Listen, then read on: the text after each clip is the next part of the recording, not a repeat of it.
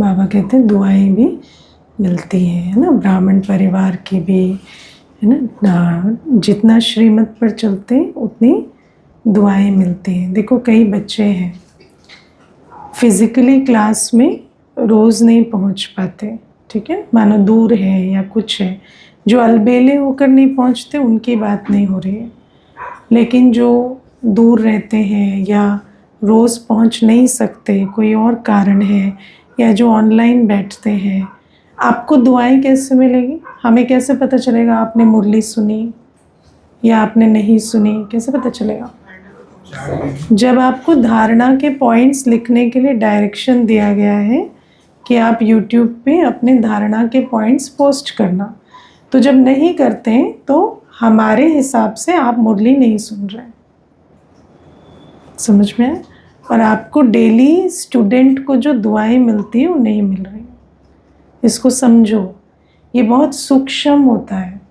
दुआएं मांगने से नहीं मिलती, है ना। कई बार व्यक्ति कहता है मुझे दुआएं देना, दुआएं मांगने से नहीं मिलती, दुआएं अपने कर्मों से मिलती, है ना। कोई आत्मा है, उसको उसके अंदर नम्रता है, उसके अंदर डिसिप्लिन है, वो अपना नियमित अपनी जिम्मेवारी अपना पुरुषार्थ करते हैं, हमें और कुछ नहीं चाहिए, हमें दुआएं वैसे ही उनके प्रति चलती, है ना। ब्राह्मण जो होते हैं ना, ब्राह्मणों को कौन अच्छे लगते हैं? जो पुरुषार्थ करते हैं, जो सेवा करते हैं। आत्मा निजी पुरुषार्थ करती है और ईश्वरीय सेवा करती है, उससे उसको बाबा की और पूरे परिवार की दुआएं मिलती है ना। और मैंने पिछले सप्ताह या कुछ, हमें संस्कार इतने तंग नहीं करते, हमें किसी के संस्कार से प्रॉब्लम नहीं होती।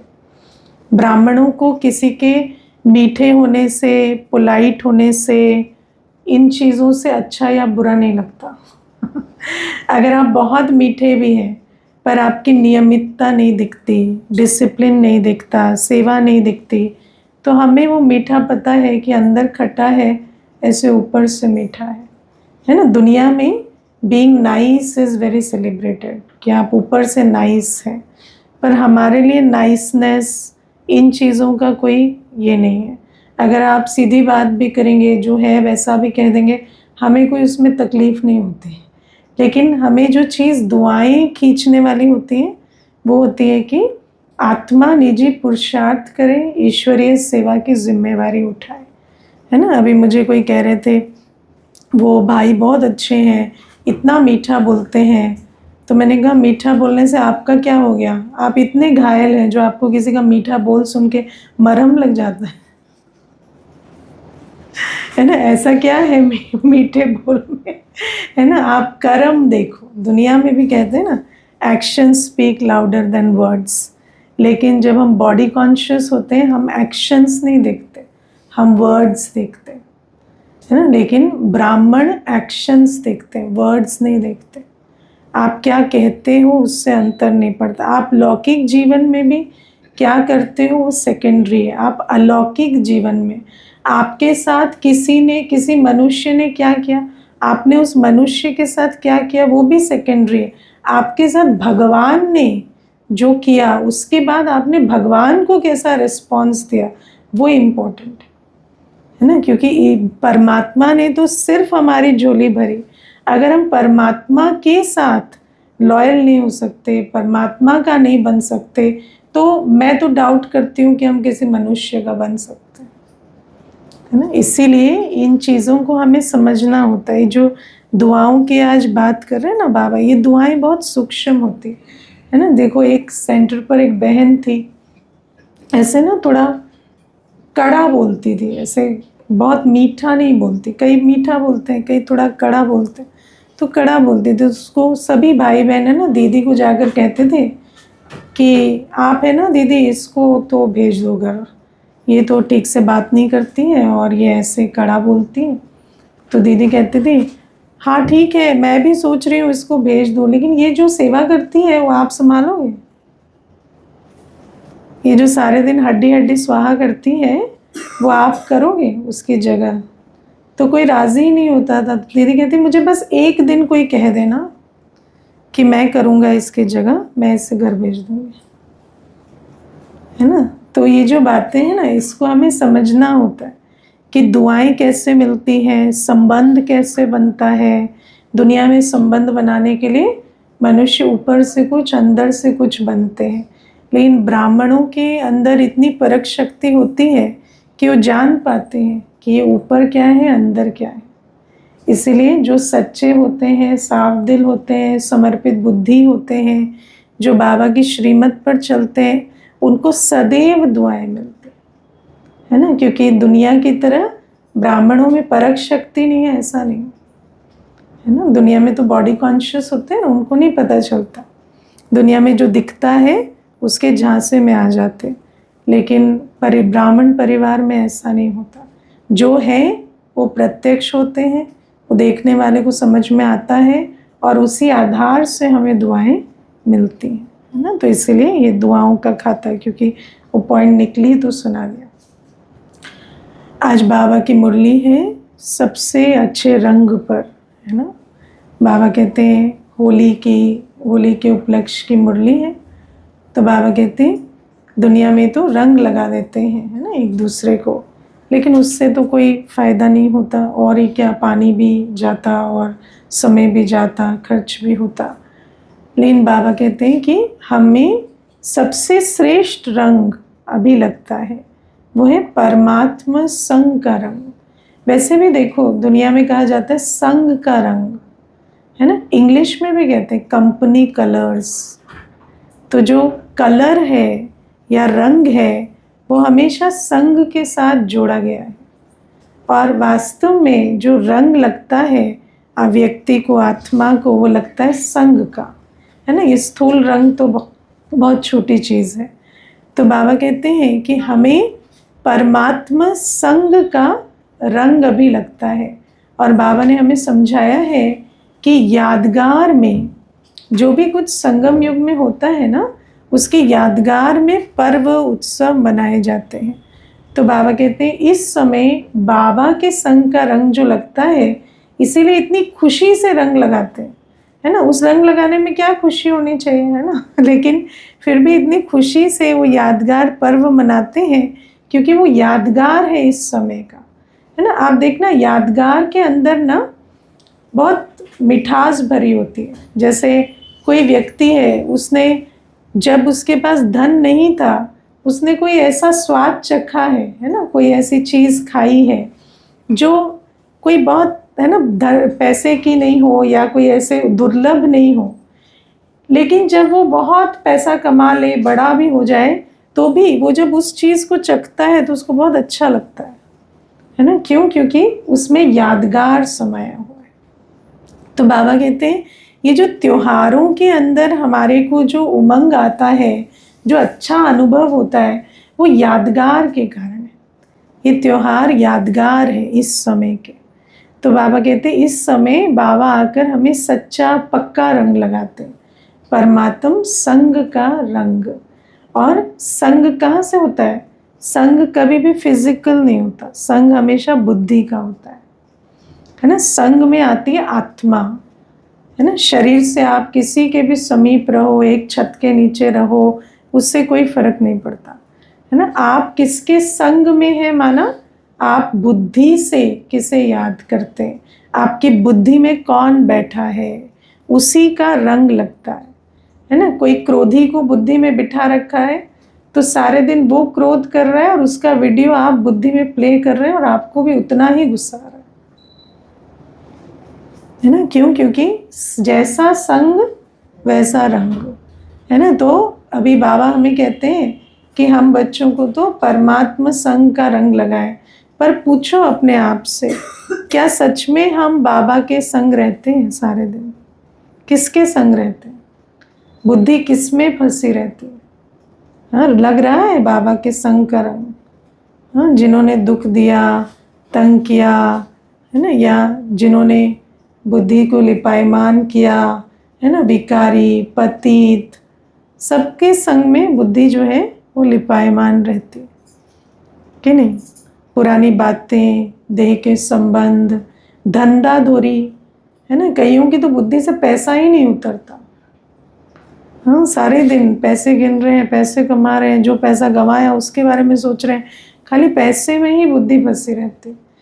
अभी एक बहन है, वो स्टॉक मार्केट में करती है ट्रेडिंग।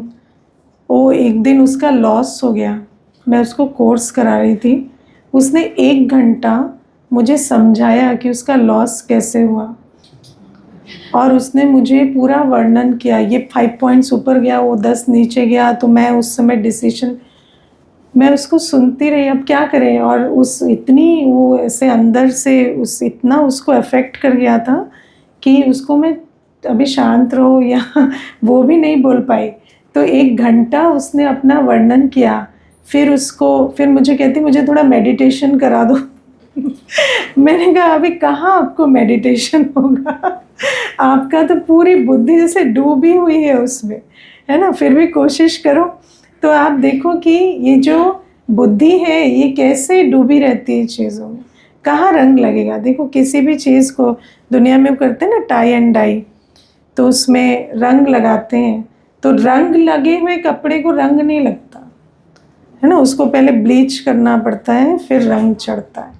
तो बाबा कहते हैं तुम्हें भी, है ना, पहले ब्लीच करना पड़ेगा पहले जब तक, इसीलिए कल बाबा ने कहा ना, देह सहे देह के धर्मों संबंधों को नहीं भूलेंगे तो बाबा याद नहीं आता, है ना। कई तो सोचते हैं कि ऐसे ही बाबा को भी याद कर ले, बाबा के संग का रंग लग जाए, ऐसा नहीं होता। तो बाबा हमें समझाते हैं कि बच्चों को परमात्मा संग का रंग लग सकता है, हम ही वो भाग्यवान हैं जिनके पास वो रंग लगाने की समझ है या अपॉर्चुनिटी है। लेकिन हम किसका रंग लगा रहे हैं वो देखो, है ना, क्योंकि जिसका संग कर रहे हैं उसी का रंग लगेगा। और रंग ऐसी चीज़ है ना, छिपा नहीं रहता, है ना। तो आत्मा को भी जो रंग लगा होता है ना वो दिखाई देता है, चलन में पूरा प्रत्यक्ष होता है ना। बोलेंगे तो वही बोलेंगे, चलेंगे तो वही चलेंगे, है ना। एक भाई थे, वो एक बार वो किसी भी चीज़ में एग्जाम्पल देंगे ना तो सिर्फ फिल्मों का देंगे, है ना। ज्ञान समझा रहे हैं लेकिन सारे एग्जाम्पल फिल्मों के, क्यों, ये सारे दिन फिल्म देख रहे हैं तो और किसका एग्जाम्पल देंगे। तो संग का रंग ऐसा होता है, जो संग करेंगे ना उसका रंग लगा होगा, रंग छिपा नहीं रहता, रंग तो पूरा प्रत्यक्ष होता है। तो बाबा हमें कहते हैं बाबा के संग का रंग लगाना है ना। तो इसके लिए मेहनत चाहिए, पुरुषार्थ चाहिए, ऐसे ही नहीं लगेगा। बाकी जो जितनी भी मुरली है आज, है ना, मनसा सेवा करो, प्रकृति जीत बनो, या आत्माओं को, दुखी आत्माओं को सकाश दो, या संस्कार मिलन करो, उसका आधार क्या है, पहले परमात्मा संग का रंग लगना चाहिए। तो पहले उसको लगाओ, उसके बाद होगी मनसा सेवा। कई तो खाली मनसा सेवा कर रहे हैं, है ना, दे रहे हैं, झोली खाली है। तो ऐसे तो नहीं दिया जाएगा, जो आप हैं आप वही देंगे। तो पहले बने, है ना, और बनने के लिए बाबा के संग का रंग लगाना पड़े। अब बाबा के संग का रंग लगाने में मुझे ऐसे कई दिनों से ये संकल्प चलता है कि बाबा जो है, जैसा है वैसे बाबा को याद करना पड़े, है ना। लेकिन बाबा जो है, जैसा है, वो हमें समझ नहीं आता। मैं आपको एक बात बताती हूँ। जानकी दादी जी के पास ना एक माता आई, ये यज्ञ की स्टोरी। तो वो माता जो है वो बाबा की याद में बहुत आंसू बहाती और बहुत प्रेम से, है ना, चलती। तो एक बार दादी ने उनको कहा, बाबा से आपको इतना प्यार क्यों है। तो माता कहती, बाबा बिल्कुल मेरे फादर जैसे, है ना। तो दादी ने कहा कि मतलब, तो बोले मेरे फादर ना बहुत लविंग थे, बहुत केयरिंग थे, हमें कांटा भी नहीं चुभने देते थे, और मेरे फादर जो हैं शरीर छोड़ दिए। तो अभी मैं जब से बाबा के पास आई हूँ तो बाबा से मुझे वही भासना आती है। तो दादी ने कहा पर ये एक्यूरेट भासना नहीं है ना। क्यों? क्योंकि बाबा आपके फादर जैसे नहीं है, बाबा जैसा है उसे आपको समझना पड़ेगा समझ रहे हो? ये अंतर किस किस को समझ में आता है? कई बार हम कहते हैं है ना, बाबा मेरी माँ जैसा है, बाबा मेरे पिताजी जैसे हैं, बाबा उस संबंध जैसे हैं जिसे मैं मिस करती हूँ। नहीं, बाबा वैसा नहीं है।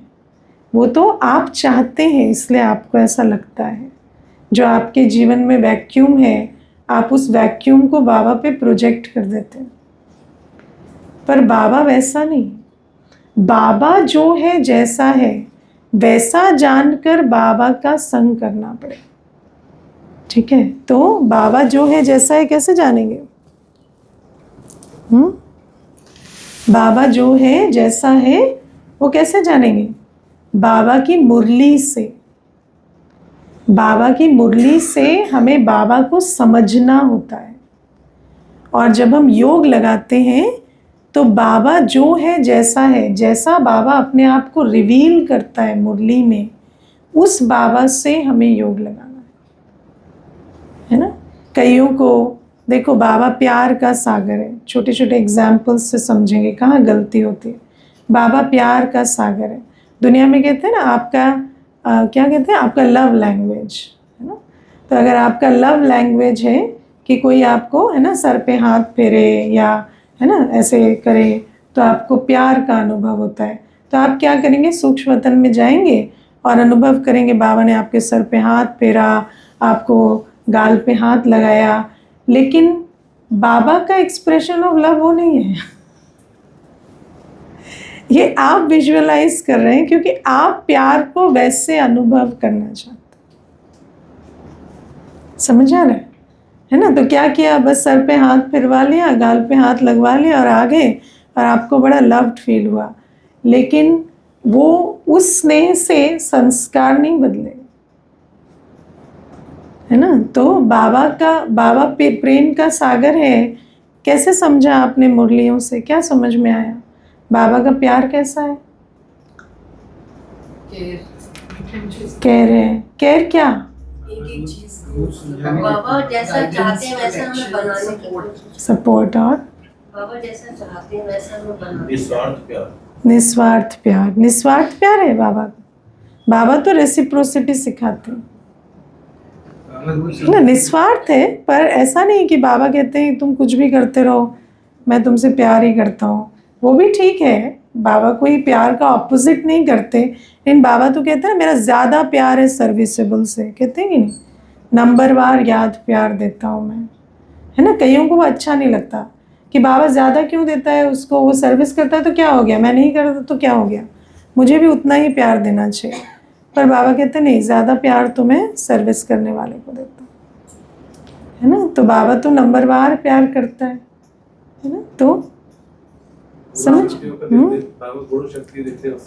गुण शक्ति देते हैं। तो आज विचार करो, ये आपको इसीलिए करा रहे हैं कि विचार करो कि बाबा प्रेम का सागर है, तो बाबा के अंदर ऐसा क्या है जो उनको प्रेम का सागर बनाता है। बाबा हमें एक्सेप्ट करते हैं हम जैसे हैं और उसके साथ साथ में improve भी करते हैं। करेक्ट, करेक्ट है ना। ये बहुत अच्छी जो क्वालिटी है जो बाबा की है कि बाबा हमें जज नहीं करते। बाबा हमें हम जो हैं जैसे हैं वैसा पूरा जानकर एक्सेप्ट करते हैं। इस दुनिया में ऐसा कोई भी मनुष्य है जो आप जो है जैसे पूरा जान जाए और आपको एक्सेप्ट करे? ये हमें भी मालूम है, इसीलिए हम किसी को खुद को पूरा जानने नहीं देते, है कि नहीं। थोड़ा बहुत छुपा कर रखते, है ना। आपके जो संकल्प चलते हैं, जो अंदर संस्कार हैं, क्या करते हैं, किसी को बताते थोड़ी हैं, कभी नहीं बताते, है ना। पूरा कोई हमें जान जाए तो कोई एक्सेप्ट ना करे, है कि नहीं। अभी तो ब्राह्मण बन गए, थोड़ा सुधर गए तो फिर भी कोई कर ले, लेकिन पहले जो हाल था कोई एक्सेप्ट ना करे। लेकिन बाबा हमें हम जो है जैसे हैं वैसा जानते हैं और फिर एक्सेप्ट करते हैं। और जब आप बाबा की याद में बैठते हो और बाबा प्यार का सागर है और वो आपको इस रीति से एक्सेप्ट करता है, इस स्मृति में बैठते हो, तो क्या होता है, आप स्वयं को जो है जैसे है वैसा एक्सेप्ट कर पाते। है ना, ये बहुत बड़ी चीज़ है। मनुष्य अपने अंदर उस चीज़ को एक्सेप्ट कर पाता है जिसे कोई और स्वीकार कर लेता है। इसीलिए हम इतना एक्सेप्टेंस ढूंढते हैं, है ना। अगर आपने देखो, मैंने अपने जीवन में अनुभव किया कि मानो कोई पेरेंट भी, फिजिकली जो हमारा पेरेंट है, लौकिक पेरेंट, अगर आपने उनको कोई अपनी बात बताई और उन्होंने उस बात को स्वीकार कर लिया, तो आप उस बात के गिल्ट, शेम, रिग्रेट सबसे निकल जाते हो। आपको जो बात, जो आपको बोझ लग रही थी ना, वो बोझ जैसे सर से उतर जाता है अगर किसी ने आपको नॉन जजमेंटली एक्सेप्ट कर लिया। और acceptance is the first step to change. हालांकि मनुष्य ऐसा सोचता है ये दोनों ऑपोजिट है, पर ऐसा नहीं है। जब तक आप अपने आप को जो है जैसा है स्वीकार नहीं करेंगे, आप परिवर्तन नहीं हो सकते ना। आपको स्वमान पे आना पड़ता है कि ठीक है, ये हुआ, ये किया, ऐसा सब कुछ हुआ, फिर भी मैं वर्दी हूँ। अगर आप किसी चीज़ को, अपने कर्म या अपने साथ जो हुआ उसको लेकर अगर फील करते हैं कि मैं अनवर्दी हूँ, unworthy of love, unworthy of anything, मुझे अब मैं इम्प्रूव नहीं कर सकती, मैं इसके आगे नहीं बढ़ सकती, तो आप आगे नहीं बढ़ सकते। जब आपको ये कॉन्फिडेंस आता है ना कि जो भी कुछ हुआ, जो भी कुछ मैंने किया, जो भी घटना हुई, उसके बाद भी मैं फिर भी एक आत्मा हूँ, मैं फिर भी वैल्यूएबल हूँ, तब जाकर आप उसके आगे बढ़ते हैं।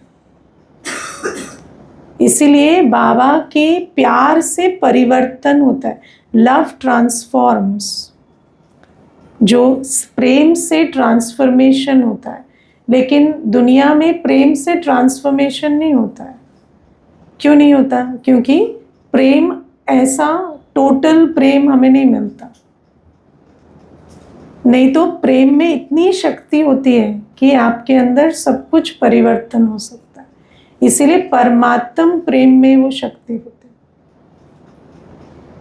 है ना। तो बाबा हमें समझाते हैं कि और फिर जब ऐसा परमात्म प्रेम मिलता है, तब आपके अंदर वो शक्ति होती है कि आप किसी और को भी वो प्यार दे सके, किसी और को भी वो जो है जैसे है वैसा एक्सेप्ट करके उसे वो आगे बढ़ने की होप या शक्ति दे सके। नहीं तो क्या होता, आप वही देते हैं जो आपको मिला है। आपको सबने जज किया तो आप भी जज करेंगे। आपको जब बाबा मिलता है, तो जब बाबा से आपको समझ आता है तो क्या हो गया, मैं भी तो इतना कुछ जीवन में, जो भी कुछ मैंने बाबा के सामने रखा, उसके बाद भी तो बाबा ने मुझे इतना प्यार दिया, इतनी ऊंची दृष्टि से देखा, तो क्या इनको मैं नहीं देख सकती? है ना। तो ये एक चीज बता रही हूँ, है ना। प्रेम के सागर की भी एक क्वालिटी है ना। तो बाबा हमें कहते हैं कि तुम जो हो जैसे हो मेरे हो जो हो जैसे हो मेरे हो। फिर क्या होता है, मनुष्य को कहता है तुम जो हो जैसे हो मेरे हो। उसके बाद जब एक नई इन्फॉर्मेशन मिलती है तो बोलते हैं वो तो मुझे पता नहीं था ना, तो अभी तुम मेरे नहीं हो। वो तो तब था ना जब मुझे ये बात पता नहीं थी, अब तुम्हारा ये पता है तो अब तुम मेरे नहीं हो, है ना। इसीलिए बाबा हमें कहते हैं कि एक चीज़ है कि तुम जो हो मैं जानता हूँ, लेकिन तुम मेरे साथ सच्चे भी रहो। क्योंकि अगर तुम सच्चे नहीं होंगे ना, तो तुम्हें वो फीलिंग नहीं आएगी कि बाबा मुझे सब कुछ जान के प्यार करता है ना। तो बाबा के साथ जब हम सच्चे होते हैं और सच्चे होकर भी हमें वो बाबा से स्नेह फील होता है, तो हमें किसी से फिर वैलिडेशन की, एक्सेप्टेंस की, अप्रूवल की ज़रूरत नहीं होती। और आप हर एक को वो दे भी पाते हो जो आपको मिला है। इसीलिए बाबा को जो है जैसा है जानने से, समझने से हम बाबा से, बाबा के संग का रंग लगा सकते हैं।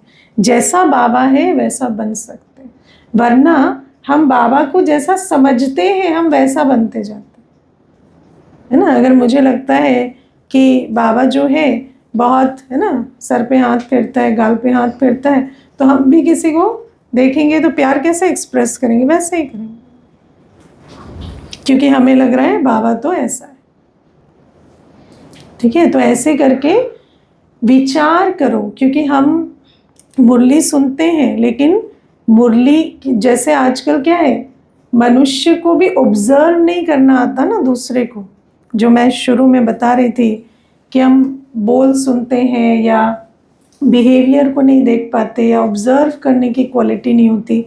तो बाबा को समझो मुरली से, है ना। बाबा शांति का सागर कैसा है, बाबा प्रेम का सागर कैसा है, बाबा सुख का सागर कैसा है ना। बाबा सर्वशक्तिवान कैसा है, बाबा माता कैसा है, पिता कैसा है ना। कैसा पिता है बाबा?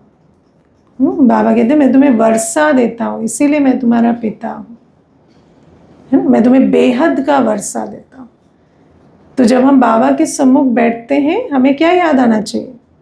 वर्षा।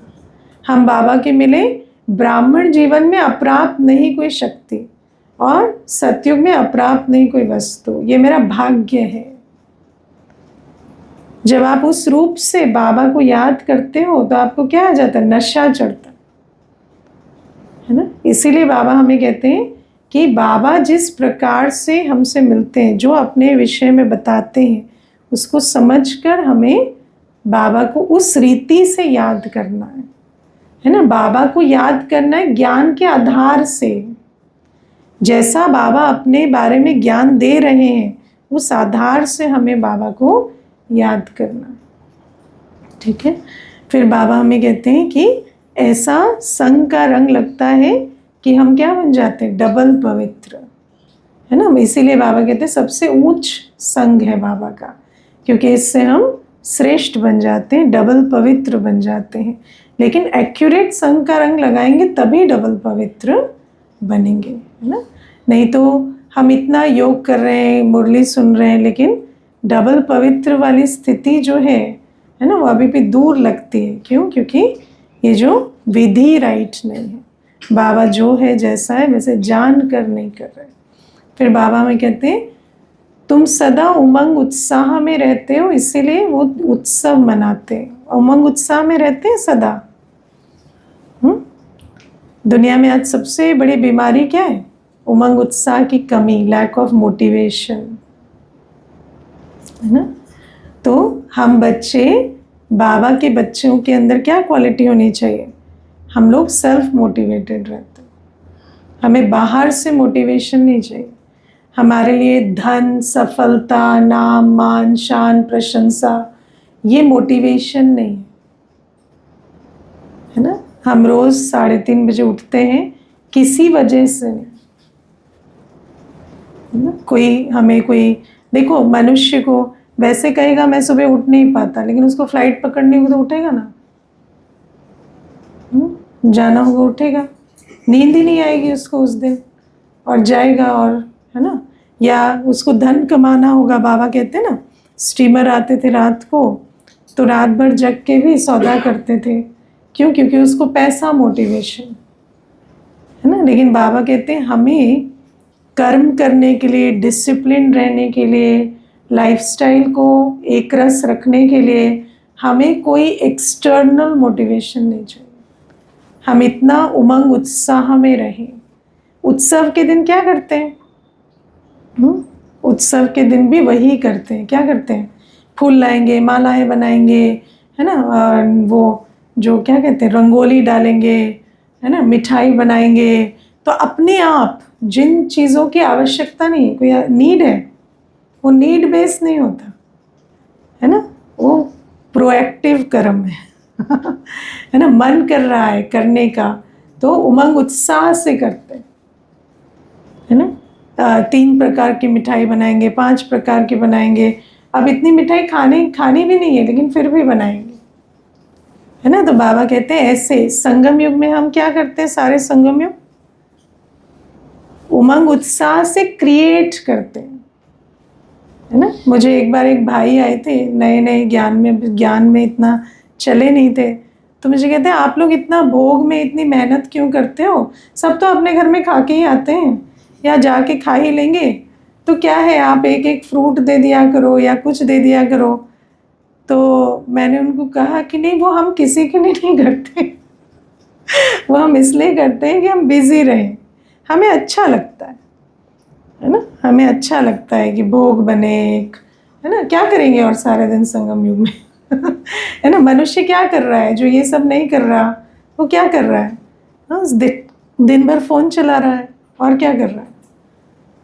तो बाबा कहते हैं इसीलिए हमें संगम युग में, संगम युग उत्सव का युग है, हम सारे दिन उमंग उत्साह में रहते हैं, कैसे परिचय दें, कैसे प्रोग्राम करें, है ना, क्या नवीनता करें, क्या नई चीज़ बनाएं, इन चीज़ों में हमारी बुद्धि जाती है। इसीलिए हमारे यादगार पर्व में भी यही करते हैं मनुष्य, है ना, उनको भी उस दिन। और happiness is the product of good Karma. कुछ करेंगे नहीं तो खुशी नहीं होगी। बिस्तर में पड़े पड़े किसी को खुशी नहीं हुई आज तक, है ना। इसीलिए बाबा हमें श्रेष्ठ कर्म सिखलाते हैं, जिसको कर कर हम सदा उमंग उत्साह में रहते हैं। फिर बाबा हमें कहते हैं कि यादगार में हम पहले जलाते हैं फिर मनाते हैं, ठीक है ना। तो बाबा कहते तुम्हें भी पहले जलाना पड़ेगा फिर मनाते हो। क्या जलाते हो? पुराने संस्कार, है ना। तो पुराने संस्कार जो अभी जो डिस्कशन कर रहे थे, हमारा जो पुराना संस्कार है, माता कैसी होती है, पिता कैसा होता है ना, सुख क्या है, शांति क्या है, दुख क्या है, सब चीज़ों को आपको चेंज करना पड़ता है। ज्ञान भी अग्नि है ना। ज्ञान अग्नि से जितने संस्कारों को आप रिवाइज करते, है ना, जितना आपकी मत रिवाइज होती है उतना संस्कार रिवाइज होता है ना, आपका आइडिया चेंज होता है। तब जाकर जब पुराना बदलेगा तब नया रंग लगेगा।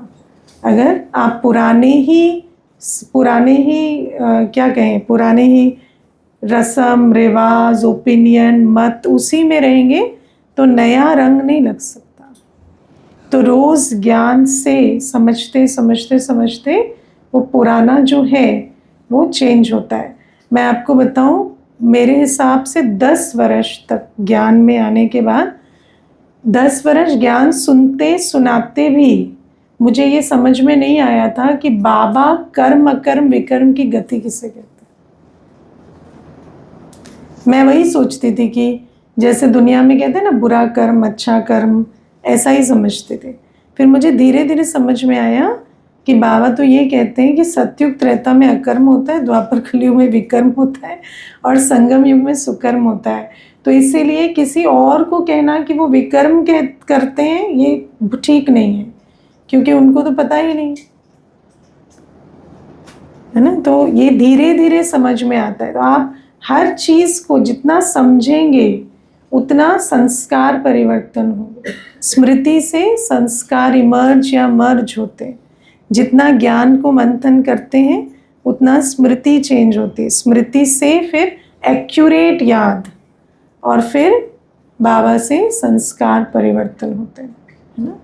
और बाबा कहते हैं जब ऐसी अवस्था बनती है, संग का रंग लगता है ना। और फिर बाबा ने आज और एक चीज़ अंडरलाइन की, बीती सो बीती, है ना। बीती बातों का और संस्कार के टकराव का बहुत व्यर्थ होता है।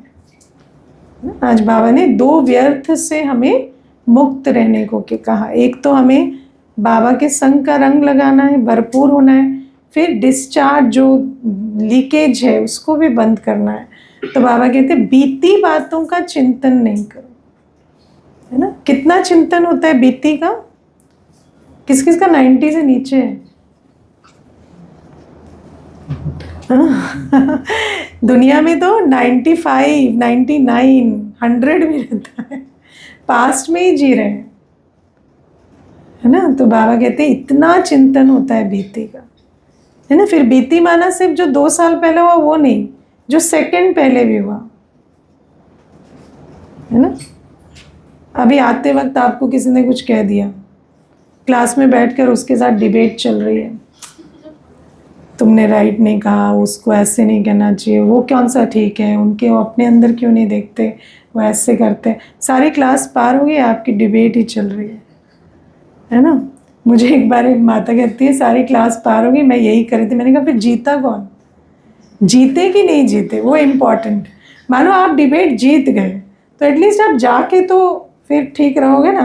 बट द इंटरेस्टिंग थिंग, आप इतना लड़े पर जीते भी नहीं। अभी आप फिर जाके वही कंटिन्यू करोगे, तो थोड़ा ब्रेक ले लेते हैं, है ना। जाके तो आपको कंटिन्यू करना ही था, है ना। तो बाबा हमें कहते हैं कि बीती को बीती करो, है ना। हर 5000 वर्ष बाद वही होगा, कितना सोचेंगे ना। अब मैं अपने आप को यही कहती हूँ, कहते हर 5000 वर्ष बाद होगा, कितना सोचेगी तो चुपचाप बैठ जाओ, है ना। कितना समय सोचना है, यू मेक दैट डिसीजन, क्योंकि ये तो हर बार होगा, है ना। तो बीती को बिंदी लगाओ। बाबा ने कहा है सेकंड जो बीता वो कल्प कल्प रिपीट होगा, उसके बारे में एनालाइज करके कुछ नहीं होने वाला है, ठीक है। और कितना भी करो उतना समय और नेक्स्ट 5000 में लगाओगे वो तो होगा ही होगा। फिर बाबा कहते हैं संस्कारों की भी रास करो, है ना। देखो हम संगठन में रहेंगे, कोई भी व्यक्ति अकेला तो कहीं रहेगा नहीं, चाहे आप लौकिक संगठन में रहो अलौकिक में रहो।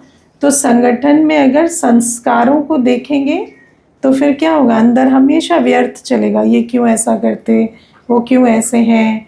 तो बाबा कहते हैं हमारा समय संकल्प बहुत वैल्यूएबल है, हमें इस समय संकल्प से अपना भाग्य बनाना है, सेवा करनी है, आत्माओं को सुख देना है ना।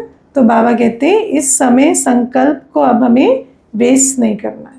इसीलिए संस्कारों की भिन्नता रहेगी, लेकिन उस भिन्नता को हमें नहीं देखना। हमें क्या देखना है कि ये आत्मा है, और जो भी इनका संस्कार है उसको साइड में रखो, शुभ भावना को इमर्ज करो और उनके साथ चलो, है ना। अब जो है यही है ये बहुत अच्छी लाइन है। अपने आप को अब जो है यही है, कोई और तो तुम्हारे जीवन में आ नहीं रहा, तो अब जो है यही है, तुम इन्हें बर्दाश्त करो, ये तुम्हें करें तो इस रीति से शुभ भावना रखो और चलो, है ना। और जितना आप उनके क्या क्यों करेंगे उतना क्या हो गए, वो एसेट की जगह और लाइबिलिटी बनेंगे, क्योंकि आप उनको इसी प्रकार से और कमज़ोर करते जाएंगे, है ना। तो यही समझो कि जो है इनको बेहतर बनाना है हमें। तो इस रीति से बाबा कहते हैं व्यर्थ मुक्त बनो और समय और संकल्प से मनसा सकाश दो, प्रकृति को भी आत्माओं को भी, और उस आधार से अपनी प्रजा और राजधानी और भक्त तैयार करो। तैयार करना है ना, बिना प्रजा भक्त राजधानी के राजा नहीं बने। एक होता है बीती को बिंदी लगाना, जो हमने कुछ नेगेटिव हुआ, एक हम सोचते हैं कि अच्छा हम पहले इस तरह अभी हम थोड़े बेटर हो रहे हैं, तो वो भी बीती और वो भी बीती होगा कि सोचना। हाँ वो भी बीती, क्योंकि don't rest on your past laurels, है ना। ये गलतियाँ देश भी करते हैं, मनुष्य भी करते हैं। पहले मैं ऐसा था, पहले मैंने ये किया, पहले मैंने, आज क्या कर रहे हो? आज तो वेस्ट ही हो रहा है ना उसके चक्कर में, तो उसमें भी नहीं जाओ। आपने जो किया वो किया, वो दरिया में डाल दो। अभी आज क्या कर रहे हैं, उससे भी ईगो ही आती है, उससे स्लो डाउन हो गए, उमंग नहीं आएगा, ठीक है ना। इसीलिए सब कुछ बीती, फुल स्टॉप। आज बुद्धि को प्रेजेंट मिली है, पूछो अपने आप से नहीं मिलती। या तो आत्मग्लानि होती है, या तो फिर ईगो जगती है ना। मैंने इतना किया है, ये किया है, वो किया है, तो आज रेस्ट कर सकता हूँ, आज छुट्टी कर सकता हूँ। आप एक दिन का लेके देखो। मैंने मंडे से फ्राइडे बहुत मेहनत की, सोचेंगे तो सैटरडे मेहनत करेंगे, सोएंगे। यही नियम है, ठीक है ना। तो इन चीज़ों में नहीं जाना, बीती को बिंदी तो बिंदी।